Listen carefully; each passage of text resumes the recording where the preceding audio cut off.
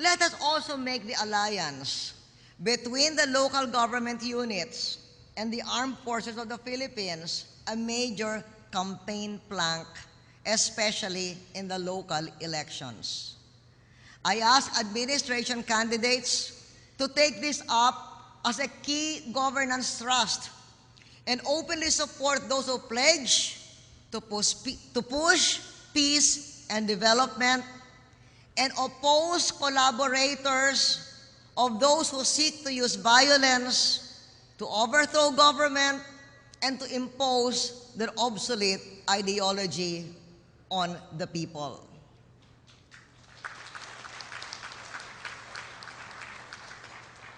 In 2010, let us have none of our LGUs flirting with the enemies of the state.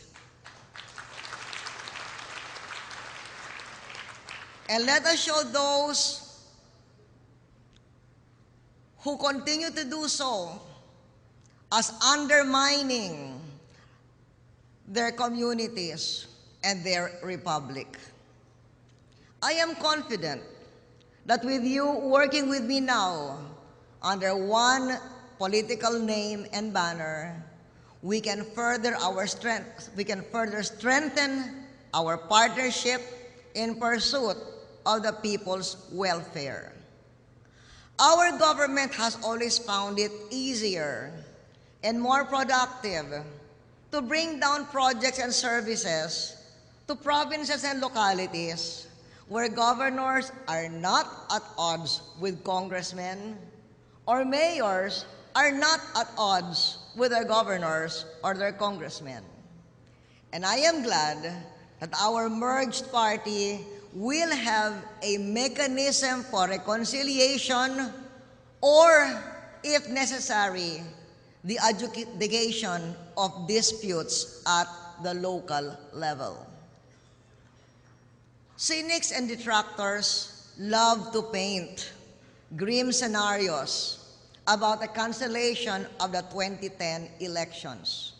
Let this merger of Lakas and Campi be tangible proof of the administration's readiness, nay, determination to help ensure that the elections do push through.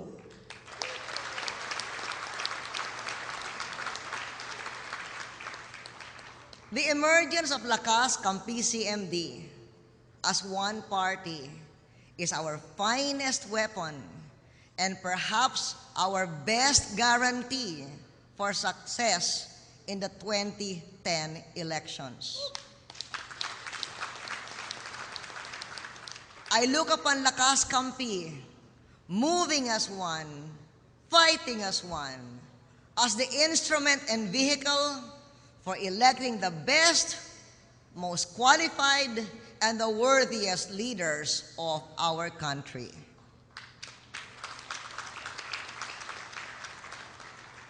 Let us strive for victory, which not only our party, but the entire nation and our democracy can claim as their own. Let us achieve victory in the context and manner of clean and credible elections, worthy of the Filipinos' democratic traditions. After all, electoral reforms, especially automation, are a priority item in our administration's 10-point agenda. Let us win, not because we are powerful. Let us win because we are united and because ours is a program of performance and delivery for the good of our people.